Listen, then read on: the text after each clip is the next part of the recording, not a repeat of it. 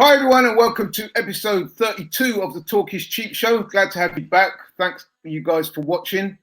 Once again, I want to send out a big shout, enough respect for all of you guys that have continued to support not just this show, but the whole AFTV channel throughout this current pandemic and troubled times we're currently experiencing. We really do appreciate your support and we hope that you will continue to support us. But without any further ado, man, it's my honor and great pleasure to introduce my co-host, big friend, Mr. Curtis Shaw of Curtis Shaw TV in the house. Big C. Woo, woo, woo. Woo, woo, woo. What's up, brother? I'm trying to do stories, man. You know what I mean? That's it, man. Life goes on, you know? You know what I mean? Boy, oh boy, oh boy, oh boy, oh Wow. boy. What can I say, man? What can I say? There's only one place to start, man. I'm going to go straight in. But before I do that, how you been anyway, man? I'm all right, man. You know, lockdown's easing, you know, just trying to keep it moving, you know, keep busy on the channel and that, you know? Yeah. After 102 days, man. That's it. We finally had yesterday football once again, man, but it wasn't quite the coming out party that we was expecting. Well, yeah, I don't know if that counted as football on our part. Anyway, it was the Mo Farah running school on it, I think. Yeah, man, we're going to dissect that. Go on. So let's get straight in, man, without any further ado. Let's not waste any time. And I wanted to look at it analytically, that we try and do on this show. So the game, big game. Let's start when you heard the team sheet around about 7 o'clock yesterday. Because I know that when I heard it, man, I was like, rah, what is this? You know what I mean? So I thought about you. I mean, I wasn't watching the game with you. I was watching it with the AFTV guys. We had a socially distanced, I might add, watch along. You couldn't quite be with us yesterday, which is a shame. But I know you were watching the game. So tell us your thoughts when you saw that team sheet at 7. What did you think, man? Do you know what? That team sheet said to me that Arteta's waving the white flag. Take it easy on us, Pep. Take it easy, man. Because to me, I looked at that team and I thought, how do we win the game with that team lineup? No disrespect to any player at Arsenal. You know, they're professional footballers in the Premier League, so I respect them in that sense.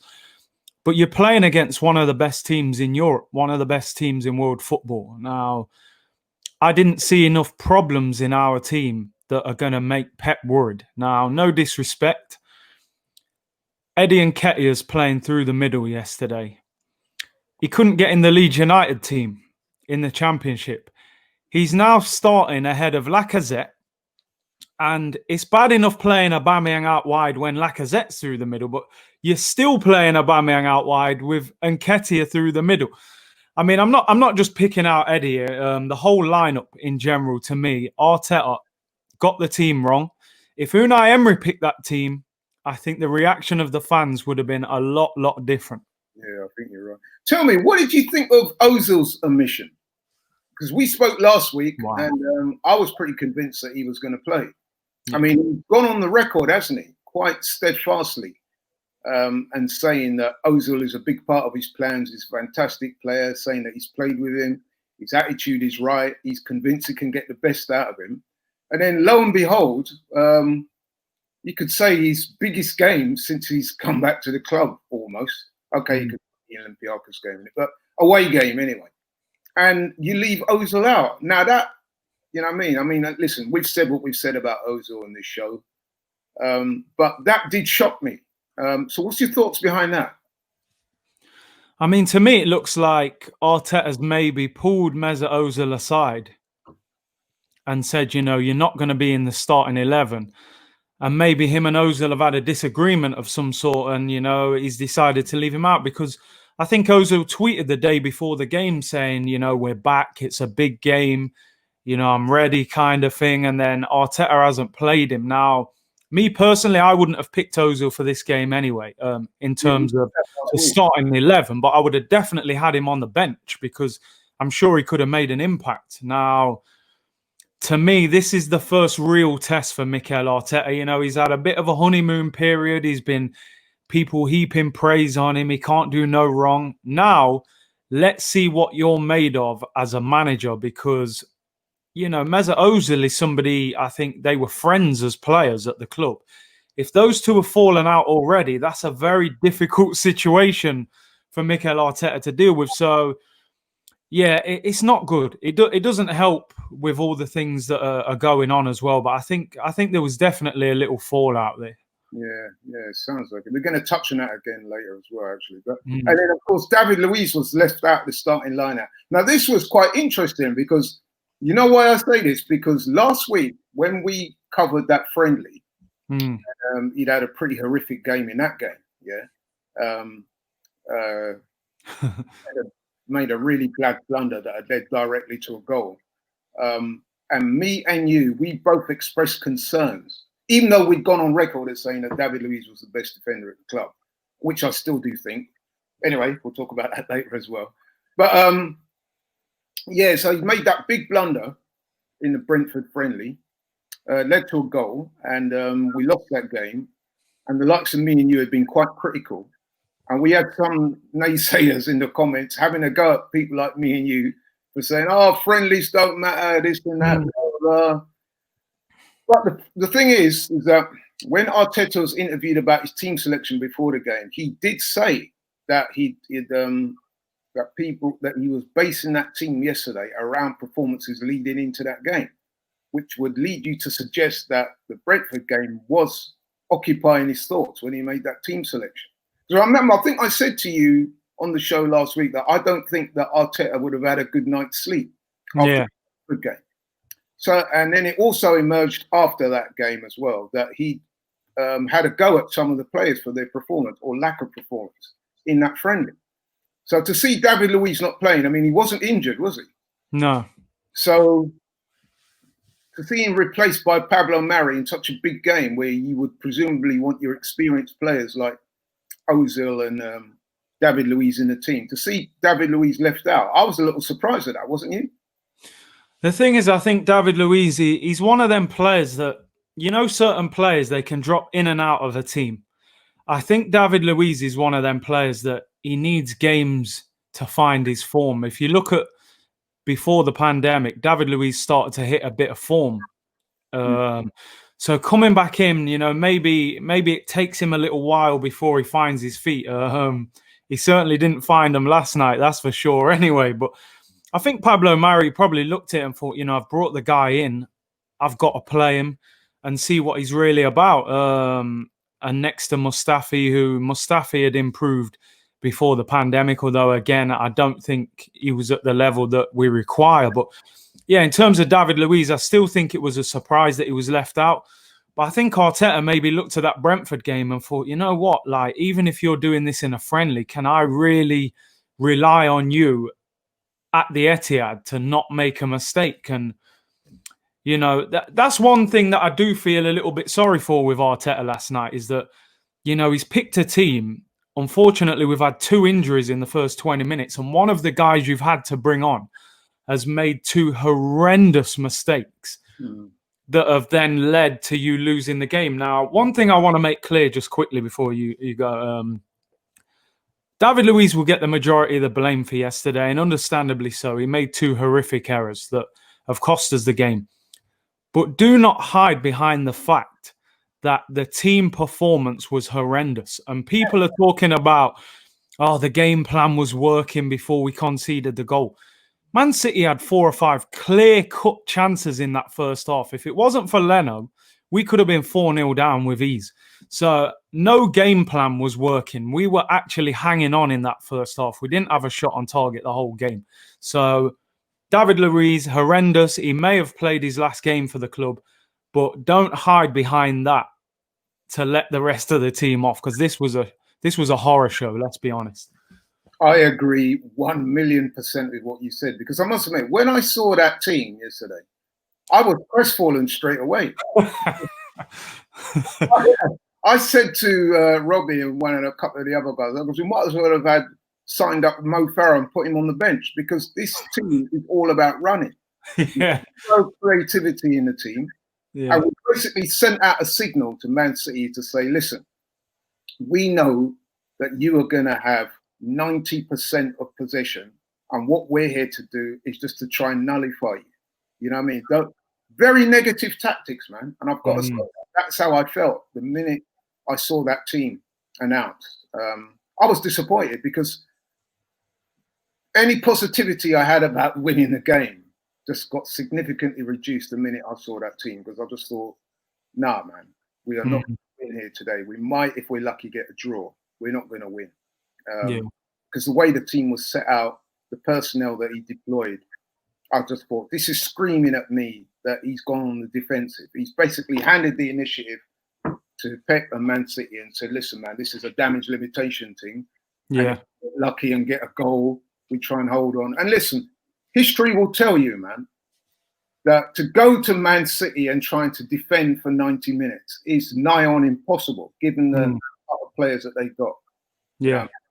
And so I was really disappointed because I wanted us to take it to them a little bit. I genuinely think that they were there a little bit for the taking. You know what I mean? I thought if we could match their intensity levels, which you should be able to do, given the fact that we are actually playing for more than them in terms of the Premier League right now, and they are, then that could make a difference. And the fact that Arteta knows, presumably, the strengths and weaknesses of all their players, as he should do, I thought that would give us a real chance.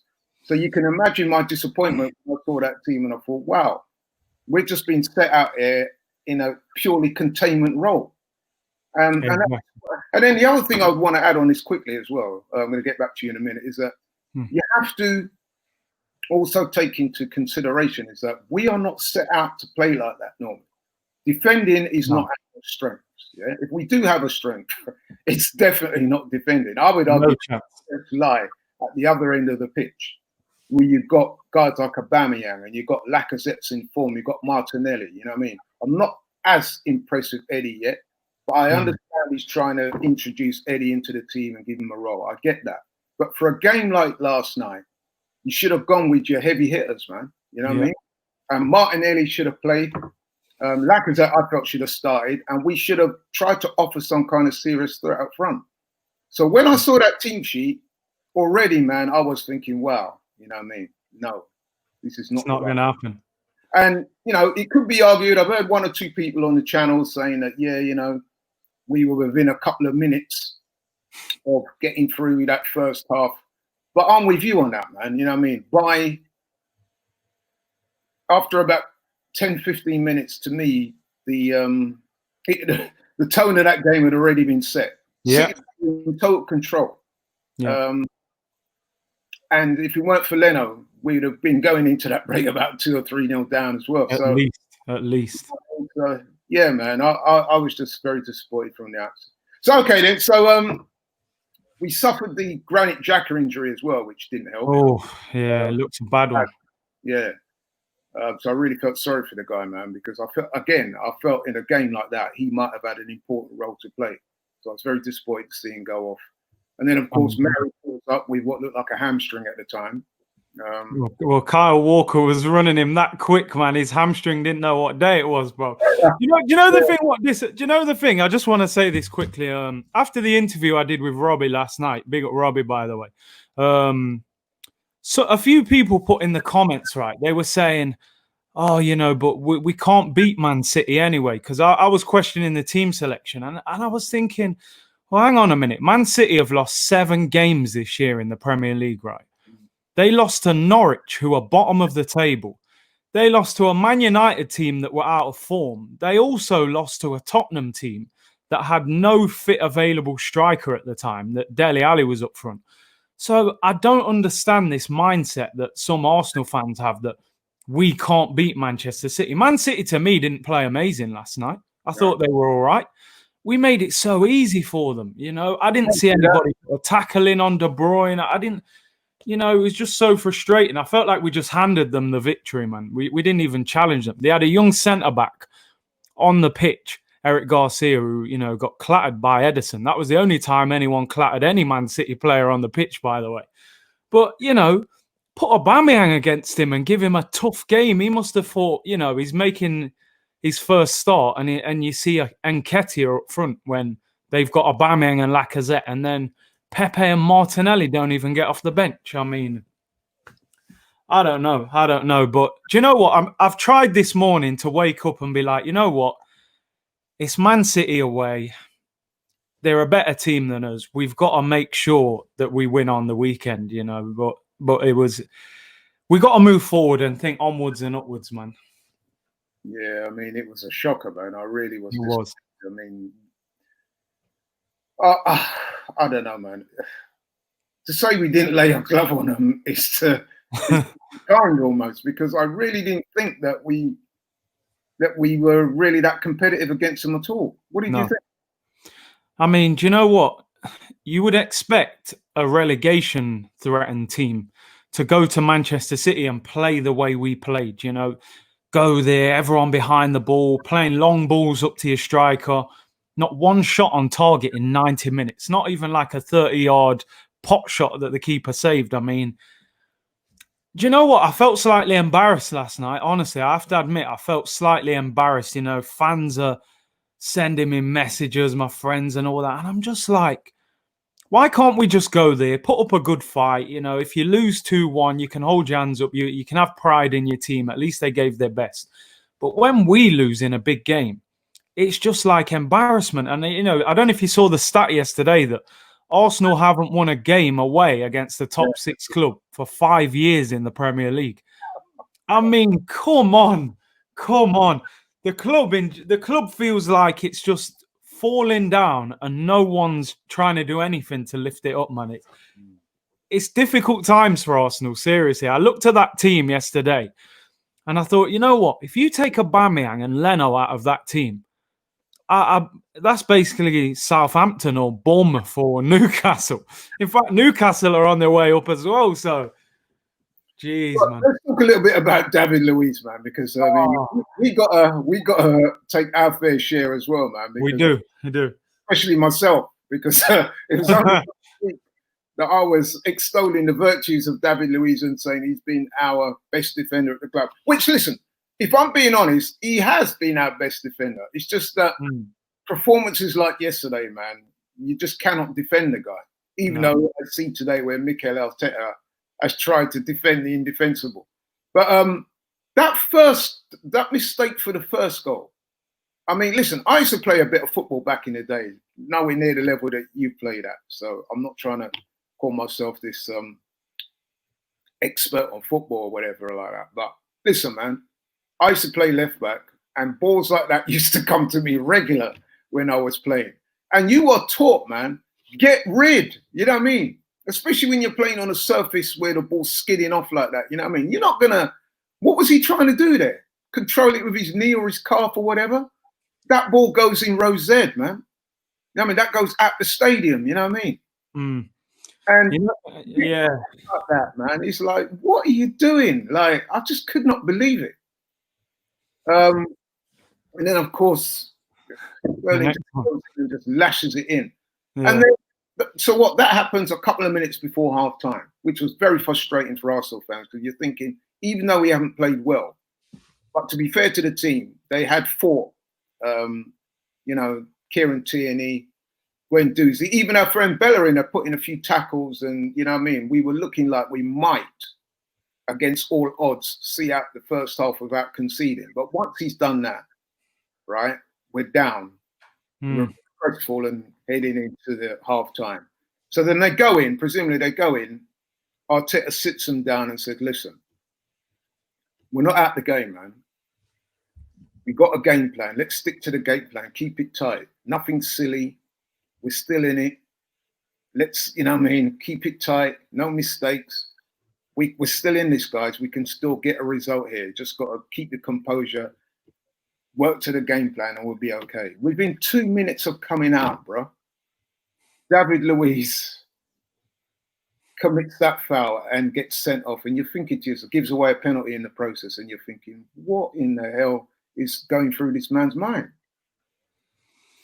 Yeah, I mean that's the problem. That's the problem with David Luiz. Yeah, that's the problem with him. I mean, he's very rash. The first one for me is the worst one. The first one I really couldn't get my head around. Like, what is he actually trying to do? Is he trying to control the ball, or and then to achieve there?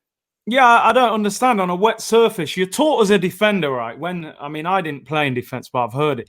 You get your body behind the ball, so if it hits you, it goes back in front of you. He was almost side on, so it hit him and skidded behind him, and Sterling gambled. So Sterling must have been thinking, there's a good chance he's going to miss this or something.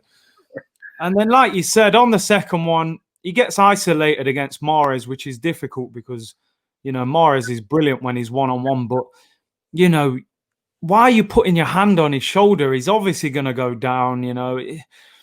He just. And the thing about that as well is Mahrez has not been in the best of form. And if you look at it again, Leno was racing off his line, and I would have backed him to do something there. You know what I mean? Yeah. He did not need to bring him down. No. And because he had his hands all over the guy. You know what I mean? Mm.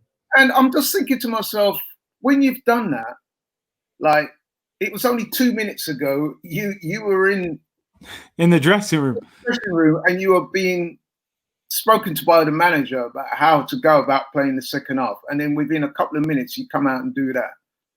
I just thought that's unforgivable, man. And I have to say that even though I've supported him in the past, I think that has to be it for David Luiz now. Do you see any way back for him? I mean, he got sent off, so he's going to miss the next game anyway, but do you think, I know that they're saying, I saw a comment from his agent today where they were saying that Arsenal have a week to decide upon his future for next year. I don't think they're going to take that option up, do you? Surely not.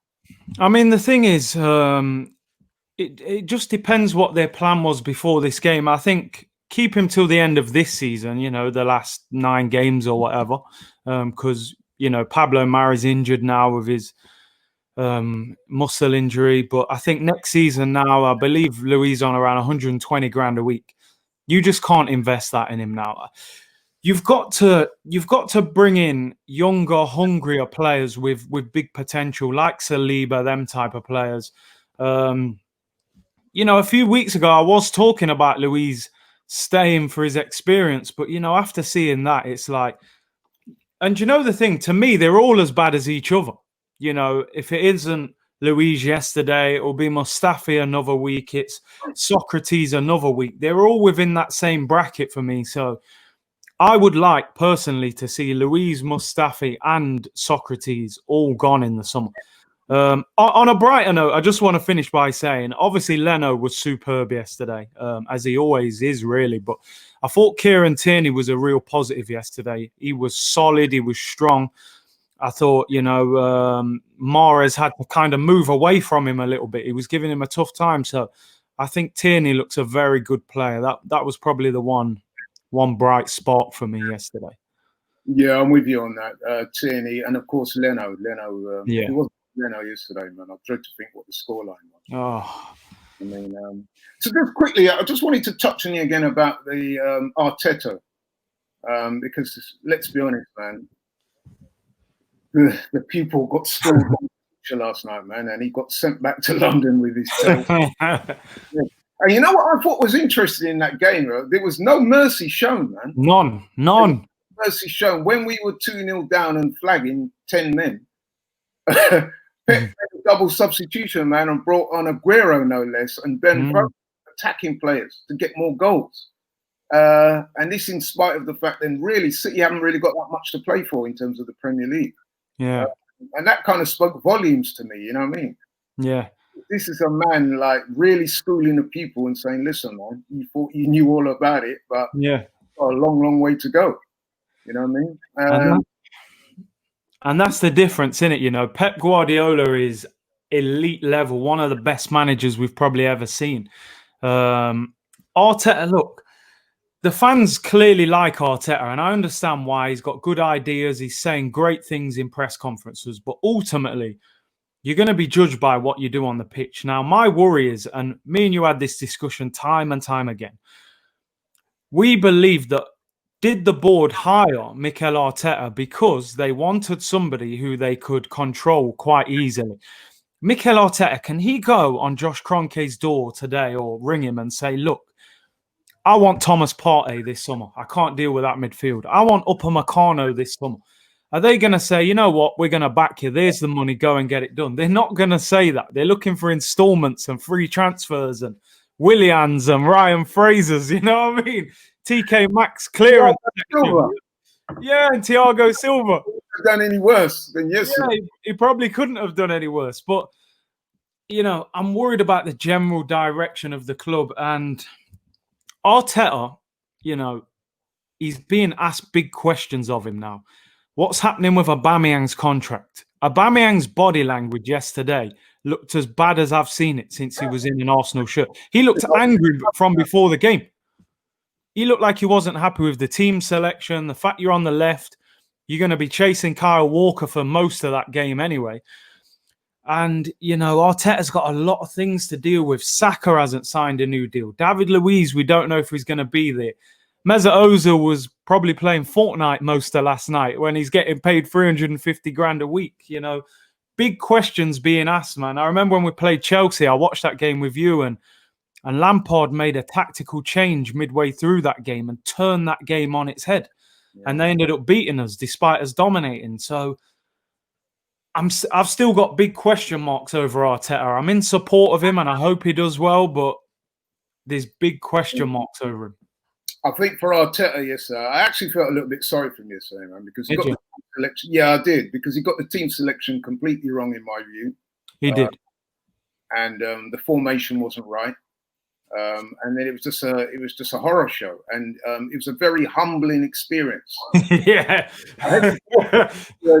humiliating, because I don't want to throw too much shade on the guy. You know what I mean? I want to see him do well. So you know what I mean? He got my backing, but I've got to be honest and say that yesterday was a very humbling experience for him, man, that I hope he learns from. Because he needs to. Yeah, because like you said in your initially there, is that where most of the fan base are going to turn around and do the obvious thing and blame David Luiz. But if we widen the thought out a little bit, man, you've got to say that the groundwork for that was laid in the preparation for that game. In terms of the team selection and the formation and the tactics were not right, man. Yeah. We are not Atletico Madrid. Prepare our team the way a Diego Simeone does. You know, we're not built for that, in other words. To use a layman's term, we're not built for that type of performance. We offered no outlet, no attacking threat. What did you think was going to happen? You're giving City the ball for 90 minutes. You think they're not going to score, especially with the defenders that we got? You were asking for trouble, man. You know what I mean? My humble opinion. You are asking for problems. That is not the way to go to City and get a result. It's true. And the sad thing is, Laurie, like, you know, overall, we're probably still a bigger club than Manchester City overall. But as a team on the pitch, I looked at that City team last night and I thought, we're probably 4 or 5 years away from them. And they're not even the champions this year. So if we're that many years behind them, how far are we from Liverpool? I mean, it's worrying. It really is worrying. You know, it's Aubameyang's birthday today, man. Big up Aubameyang. They need to put a big contract in his birthday card, man, and beg him to stay, because, boy, if he goes this birthday, it's also Martinelli's birthday as well. I felt sorry for him, because I asked myself, if Lacazette doesn't play, which to me Lacazette was worthy of a starting place, he at least come on. What we said about Martinelli. Why? He's young. He's got the legs. You know what I mean? And in my opinion, he's a superior finisher to Eddie. He's a superior striker. I cannot understand this somewhat seeming obsession that Arteta's got with playing Eddie ahead of Lacazette and Martinelli. It doesn't make sense to me. In my humble opinion, he got many things wrong last night. But the one good thing about football is that the games come thick and fast. And he starts to redeem himself, which brings us very nicely onto the next segment of the show, our Ops of the Week, which is the Brighton game, which comes up this weekend. Now, that game coming up so quickly is probably fortuitous as far as Arteta's concerned, because it will give him a bounce back and the team. But then, having said that, head to heads, of us against Brighton over the last 5 matches or so, I think that they've actually won more than we've done. I think they've won 2 to our 1 with 2 draws. And certainly the last time we played them at the Emirates, they beat us. Yeah. So, I mean, I know this is an away game, man, and away games, okay, you can argue that the crowds don't really make much difference or whatever. But hey, man, so what's you saying about that? Brighton, this now takes on extra significance, man, because, okay, a lot of people, I think the only slight get-out clause for yesterday is that a lot of people I spoke to leading up to the game were not confident that we would go to City and get a win. Yeah. Like me, they didn't think we'd get turned over in quite that ignominious fashion. But hey, a lot of people didn't think we'd go there and get a result. So I think you were saying it last week, it's like a free hit. So now it's out of the way. Yeah. But this game against Brighton now, that's going to be a real game for us. We've got to win that game in terms of points qualification for Europe. But you've also got to take into consideration that the morale at the club now is going to be pretty low, man. I don't care what anyone says. Once you turn over like that in front of millions around the world, you've got to be feeling some type of way. And Brighton, they're looking at that and they're not exactly going to be intimidated, are they? No, not at all. And this is what we said, last week, Laurie. We were talking about that Brentford game, and we said, okay, people were saying it's only a friendly. We said, you can't just click your fingers and turn it on against Man City. So, but looking ahead to the Brighton game, this game is almost a harder game for Arsenal than the Man City one because, you're going into that Man City game, you'll be forgiven if you lose, as long as you put up a good performance, which they obviously didn't. All of our fan base are expecting us to win this game. Me and myself, I'm looking at the team going, listen, if you've got anything about you as a squad, as a football club, you have to go to Brighton and turn them over. You have to go there and win because we've got it all to play for. Looking at the remaining fixtures, we've got tough games, Wolves, Leicester, Liverpool, Tottenham. So these are the games we have to win. We need to beat Brighton. Now, Mikel Arteta's got to understand that at certain times, okay, Eddie scored a hat-trick against Charlton. So he probably got carried away and thought, Eddie looking sharp, man. He's scoring goals. I'm going to start him against City. But you've still got to be smart enough to think, I've got to go with Lacazette and Aubameyang. These are my big hitters. I'm under pressure. We need to rescue the season. He needs to bring those guys back in. I either want to see Aubameyang move central or bring Lacazette back in. Of course, Xhaka's out now. Pablo Mari will be out. I'm not sure if Torreira's fit. Obviously, we got some real problems because, like you said, man. Okay, Xhaka's out, but there's some cover in midfield. But specifically in terms of the defense, Mari's out. Louise is obviously out. Socrates was injured. Yeah. Whether he's back or not. So you've got what, Mustafi and he's gonna retain the services of Mustafi for that game. But who do you play alongside him? And that's the thing, because Rob Holding wasn't on the bench, so is he not fit? Socrates, will he be fit for this game? I mean, look, man, I don't particularly rate any of our centre-backs, but they've still got to do a job until the end of the season. It's going to be interesting. It really is. He's going to have to... I'm really looking at Arteta now. Look, if I was him today, I'd be saying, look, that's not acceptable. It's not good enough, but we have to move on. If we win this game against Brighton, it lifts everyone again, gives us all a bit of belief, something to smile about. I want to see, Aubameyang, Lacazette scoring.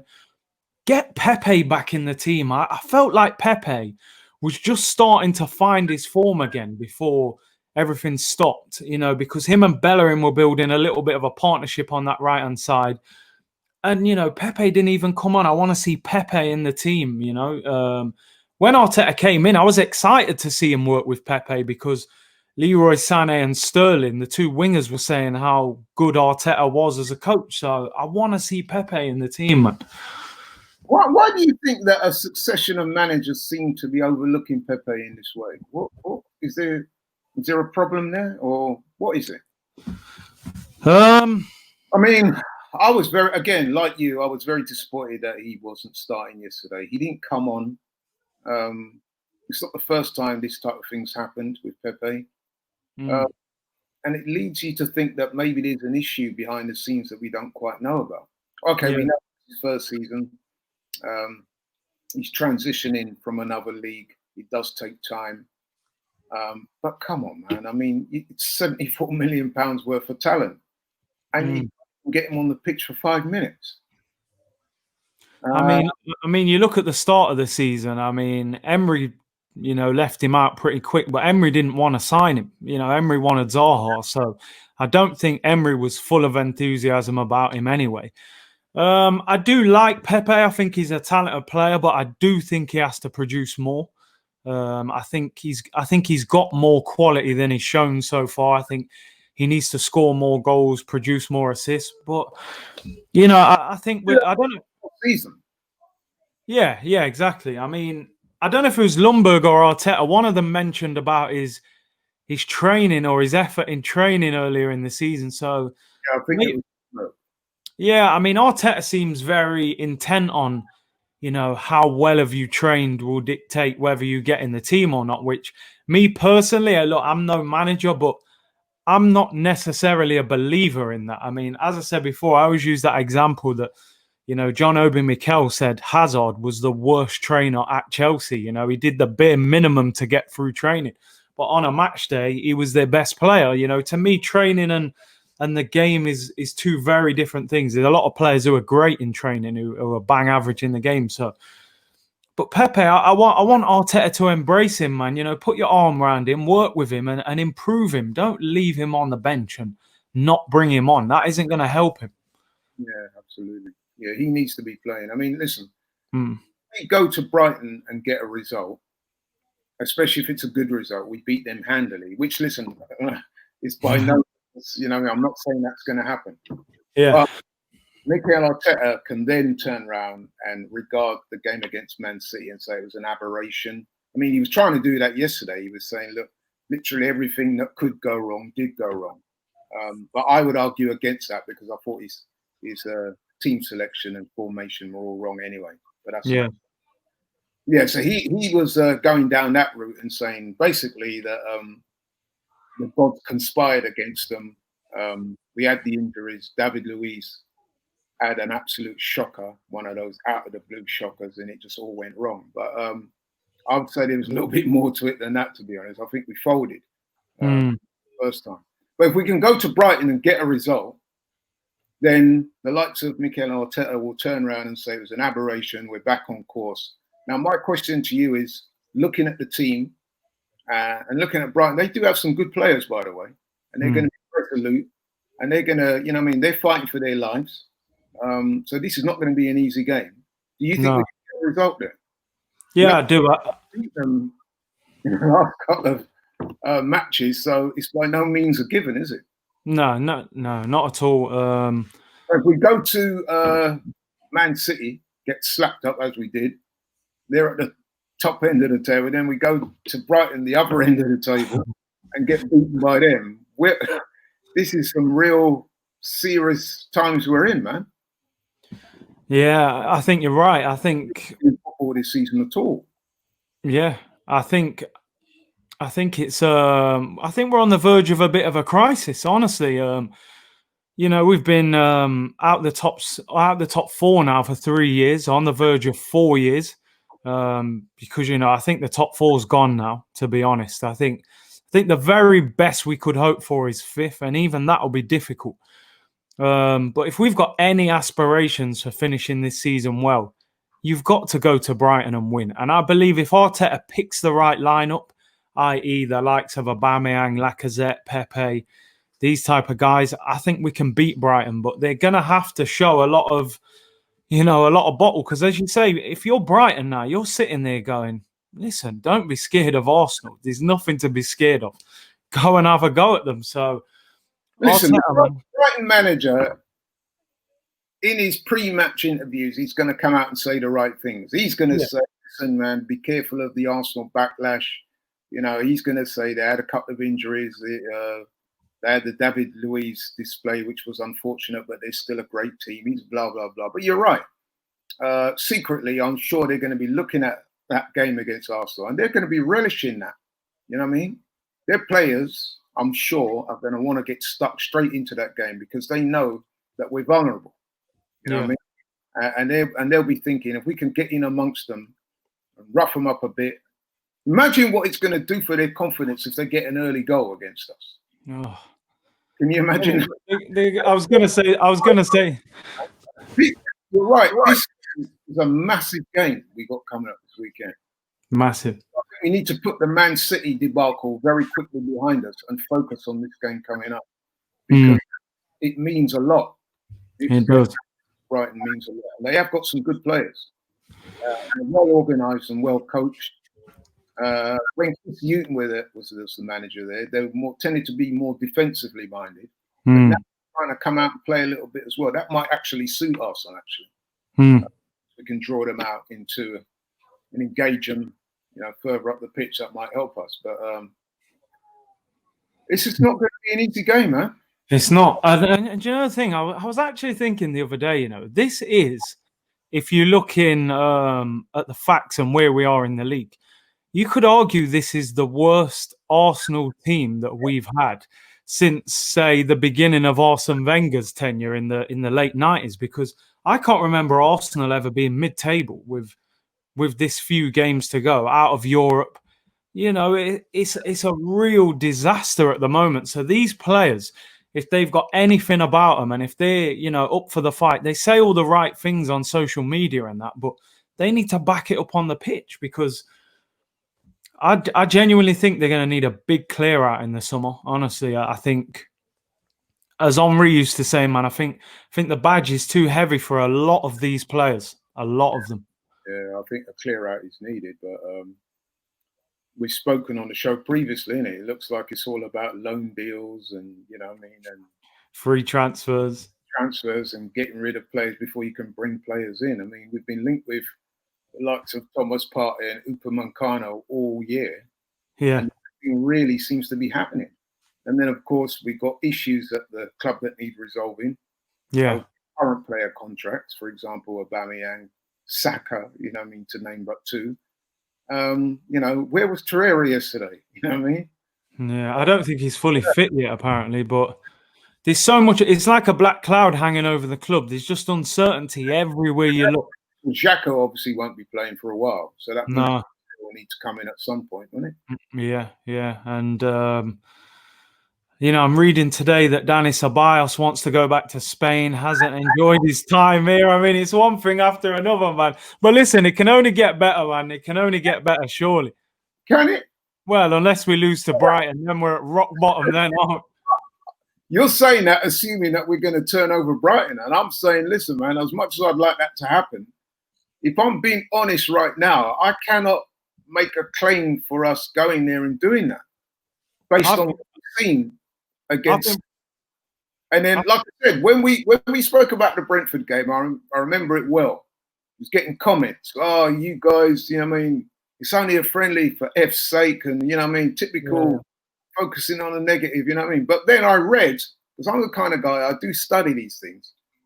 And I saw articles that they were suggesting that Arteta was very upset at the performance. And indeed, prior to the game yesterday against City, he said that his team selection had been based on performances leading up to that game, which suggests that, that friendly was taken into account when he was making his team selection, which is probably why David Louise never started.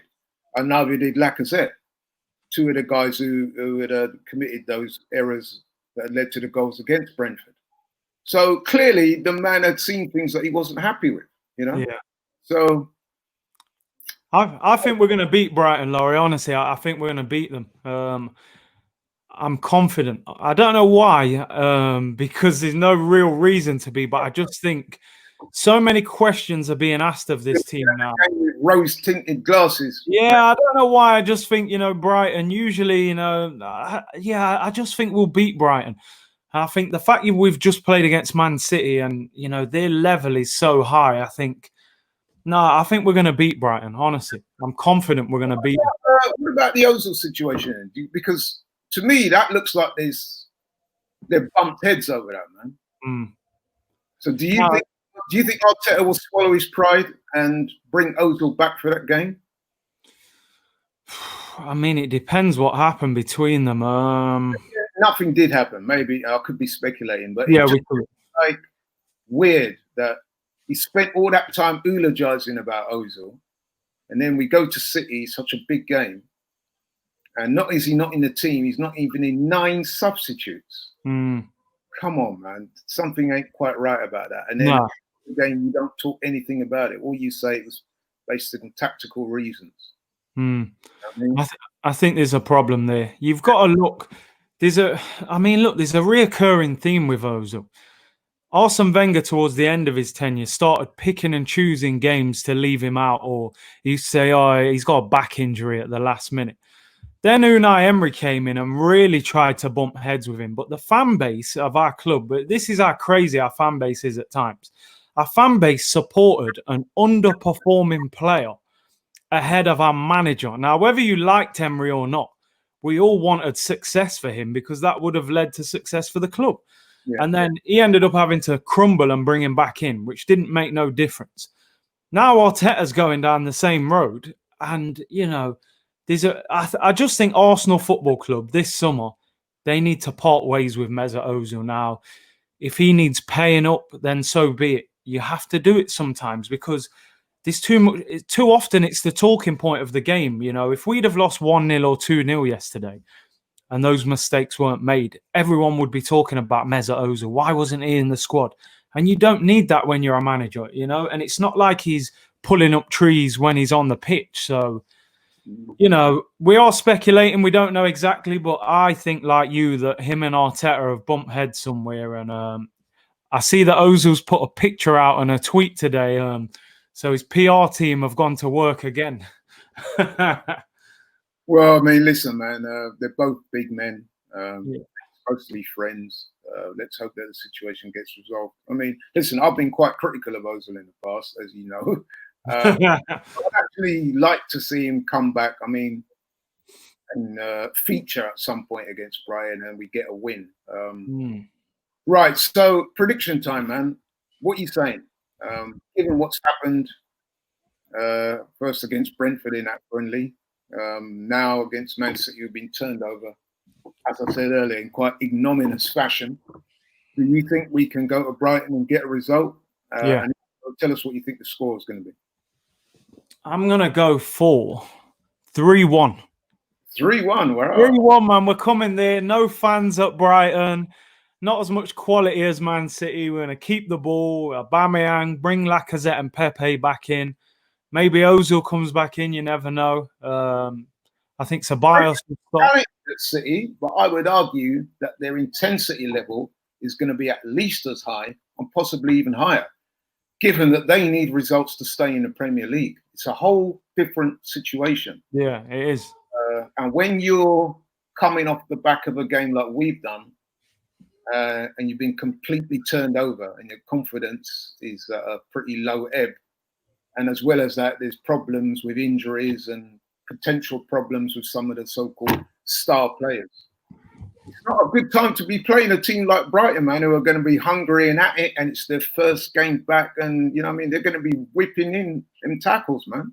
Yeah, no, they are, and also the tiredness as well. You know, 90 minutes chasing De Bruyne around is going to take a lot of energy out of you. I mean, we did say this actually that earlier in the season, De Bruyne said that game at home was the easiest game he'd played in the Premier League when they beat us 3-0. Well, I think yesterday might have been even easier for him. And then you got Bellerin talking about I'll plant 3,000 trees every time we win. Well, ain't no planting of trees going on today, is there? You know, rainforest, man. Yeah, no, ain't no rainforest going on here. But listen, man, I don't like to sound negative, man, but here we go. No, man, I'm just keeping it 100, man. You know me well, and I like to speak my truth. It doesn't always get accepted by some people. They say I'm being whatever, and I do normally make predictions in favour of an Arsenal win. But I'm thinking if we get a draw, I know this sounds terrible. What I'm about. It does sound terrible, man. But I actually do believe it. I think that if we get a draw, I'll take it. Oh. Yeah. No, we've hit rock bottom. We've hit rock bottom. The only reason why I say that is because I've got some trepidation, man. Brighton, bruv. No, but listen, I've always been a believer in confidence, especially. Listen, confidence in all genres of life is proven. It doesn't matter what you do. If you're confident in what you do, you're going to perform better.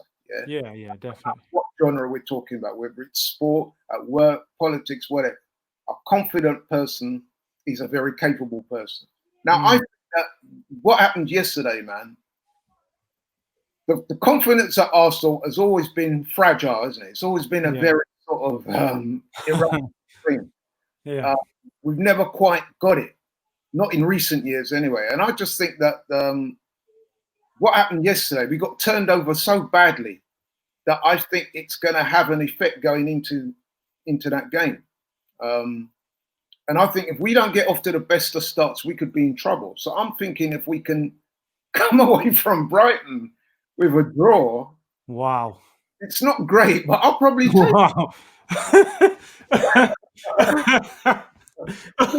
It would be a step up from getting embarrassed, wouldn't it? Oh, can you imagine all them years ago, Laurie, when we was invincible, Champions League final? I say, Laurie, in 2020, you're going to be saying, if we can get a draw at Brighton, I'll take it. Jeez, man, times are hard, isn't it? Times are hard. And I'm also saying that because I've been predicting that we're going to win and get draws, and we don't. So I'm saying we get a draw, we're going to get we might turn around and get a win. Get the win, yeah, okay. I see what you're doing. So, yeah, I'm trying to balance my expectations here, you know what I mean? Yeah. But that being said, man, let's not discount Brighton. Like I said, they turned us over at our own ground. They did. In the last 5 meetings between the two clubs, they've won more games than we have. It's 2-1-2. They've won 2, we won 1, and it's been 2 draws. So, listen, guys, if we get a draw, it's not out of, you know what I mean? That's not something that's come out of nowhere. You know what I mean? As happened before. I'll tell you one positive, Laurie. I think we'll stay up.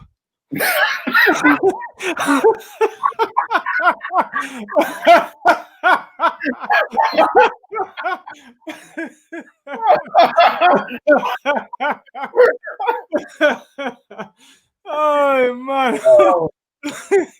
Back to you, man. You've actually brought a smile back on my face. Oh man, you have to, man. You have to. Today, when I was watching that game, right, with the guys, a shout out to Claude, DT, Troops, Robbie, Tal, Brennan, all the crew, man. We tried to make it as best time we could, given what transpired in front of our eyes. But watching the game, I was actually quite crestfallen because I've been building myself up. 102 days without football. And then, you know what I mean, we're the first game back. We're like, you know what I mean? Like, that was supposed to be the big game, wasn't it, last night? The whole world was watching that.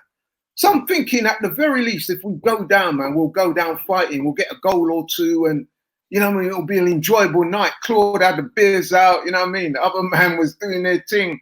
I was like, yeah, man. And the way it went, when David Louise done that BS, man, I was like, bruh, man, not again. You know what I mean? 102 days, it wasn't long enough, was it?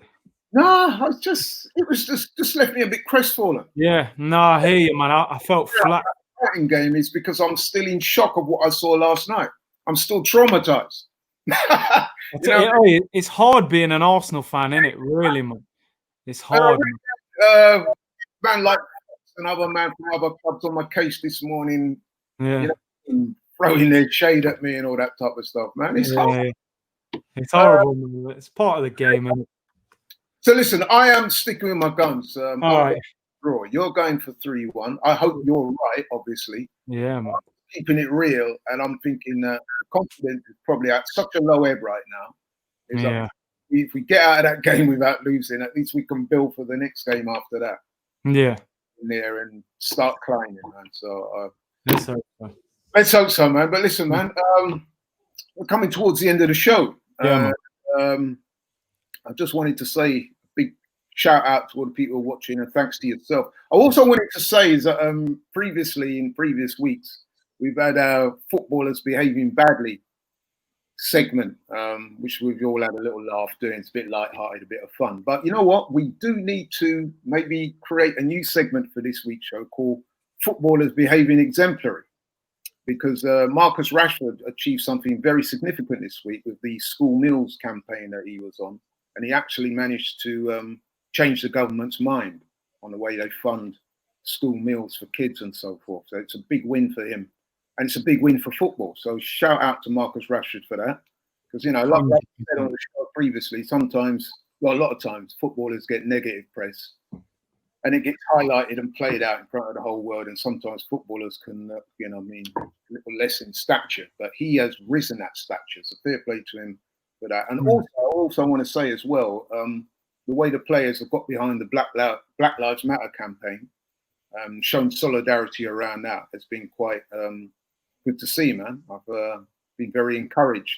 I mean, listen, we know it's still early stages in this, but they've embraced the whole campaign resoundingly and unanimously. And fair play to the footballers for that, man. They're showing a conscience. Yeah. That footballers do have a voice. And if they use it in the right way, it can be for the betterment of people overall. So yeah, man, big shout outs to the footballers for that. 100%, yeah. And let's hope that our players, man, can get their swerve on, man, for this weekend. So, so in closing, man, do you want to add anything there? No, big up Marcus Rashford, man. I met him once actually on holiday, and he was a humble guy, man. Seemed very down to earth, and I think he's a very good player. And but what he did there was incredible to help. You know, the amount of homes around the UK that he's probably helped by doing that is incredible. So, you know, footballers get a lot of criticism sometimes. So when they do things like this, they deserve, you know, heaps of praise on them. And as you said, with the Black Lives Matter, I think, you know, all people want is equality, man. And it's good to see the players and the league getting behind it. And, you know, let's hope we can achieve something at the end of it. Yeah, man, definitely. I mean, some people have commented that too much politics. This is nothing to do with politics. This is about human decency. It's about right from wrong. It's about integrity. You know what I mean? Yeah. It's nothing political about asking to be treated in the right manner. So people stop this. You're being too political and rare. These are important issues that affect all of us, man. You know what I mean? You just need to recognize that. But anyway, thanks very much again. Looking forward to seeing you next week. I hope you about the game. And all the people out there that have been watching and supporting us, man, please keep doing that. Please keep interacting with us. Keep sending us your messages. Let us know what you thought about the game today. Let us know what you thought about the game yesterday. Do you think David Louise has a future at the club? What did you think of Mikel Arteta's tactics? Do you think he can turn it around in time for our next game against Brighton? Please let us know. Keep in touch and see you soon. Thank you very much. I'm out. Football is back. Back again, yeah. AFTV will be bringing you comprehensive coverage of every game from now until the end of the season. Football's #1 narcissist is back. Back again. AFTV, back again.